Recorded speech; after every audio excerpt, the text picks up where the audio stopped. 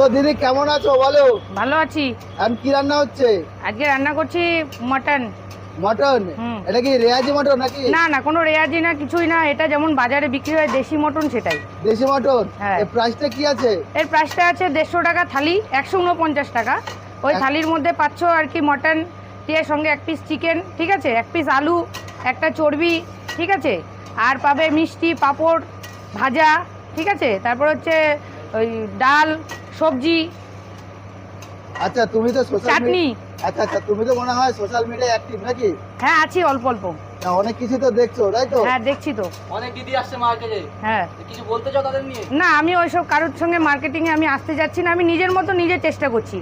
আমি না কালি দিই, না মিষ্টি দিই, না মুনমুন দিই, না স্মার্ট দিই, আমি কারোর সঙ্গে কম্পেয়ার করতে যাচ্ছি না। আমি আমার নিজের মতোই চেষ্টা করছি, যে আমি চাই 10 বন্ধুরা আসুক আমাদের দোকানে, এসে টেস্ট করুক কেমন হচ্ছে না হচ্ছে ওদের সঙ্গে। দিদি তুমি